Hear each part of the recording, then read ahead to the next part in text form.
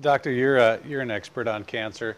Can you talk about why the conventional treatments don't work any better than they should? The chemotherapy, the radiation, the surgeries. Why are their success rates as low as they are? They cannot work. Dr. Tutu Simoncini, oncologist himself in Rome, Italy, stated that the medical profession has a cancer cure rate of 2%. In my experience and a lot of colleagues, 27% of all people that have cancer and do nothing get cured. They don't know why, but they get cured. So that means the medical profession statistically even kills the 25% that would have had survived. Two independent studies show I have a cancer cure rate of 92.3%. So if you look at the facts, if you look at that, I cured my own mother from hepatitis C, liver cirrhosis, and liver cancer 42 years ago. And she's still alive today, 76 years old, perfectly healthy, 100% liver. If you just look at these facts and you look at the background of the medical profession, John D. Rockefeller, the one that made the big money originally, he created the curriculum for the entire medical education in the world. And he made sure that only the chemicals he produced are used for the treatment of illness, no matter what it is. We are still working under the same premise today. That's why no medical doctor ever learns about curing anything. They learn about chemical intervention or surgery to suppress symptoms. They don't go for the root cause. They don't look for the root cause. They have never learned about curing anything. And they are a pseudoscience. Basically, the medical profession is a religion. Just ask them something and then to prove it, or then they say, I believe, or in our experience, or our tests have shown, or something like this. People believe the medical profession is a science because they use scientific tools. That's their trick. See, you look at you take blood, and you do kind of like a level on something. You check the liver, and you have all these numbers there. Looks really scientific, doesn't it? But what do these numbers tell you? Absolutely nothing. I have seen people dying of liver cancer with all their liver levels were 100% okay. On the other hand, there's nothing they can do. They have no solutions.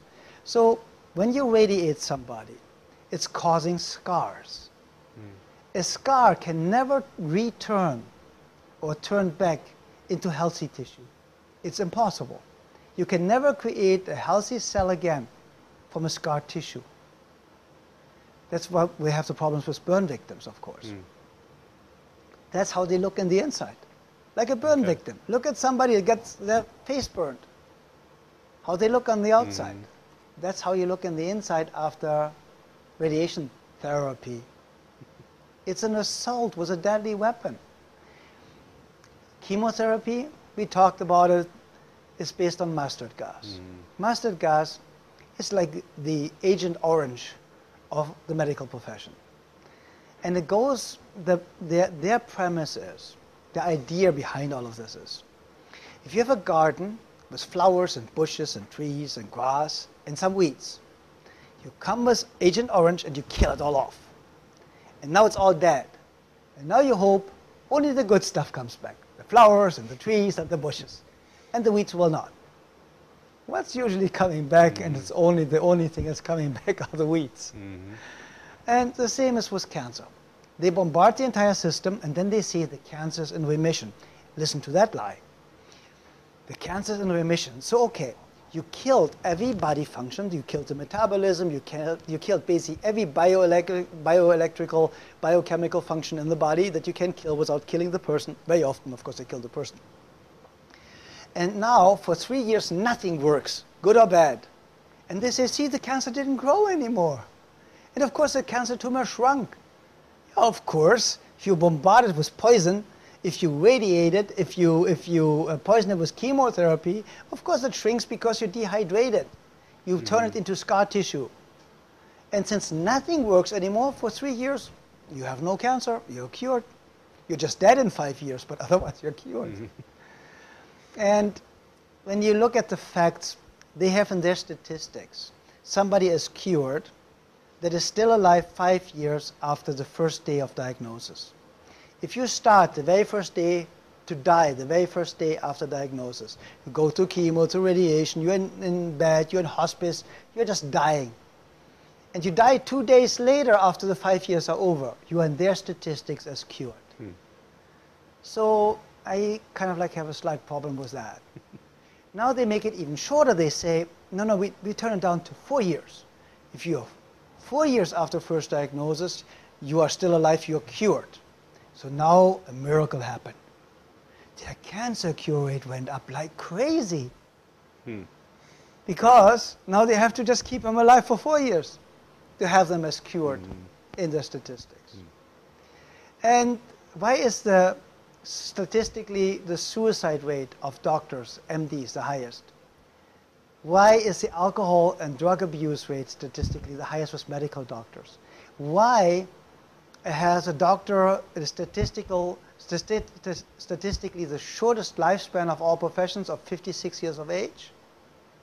Very simple.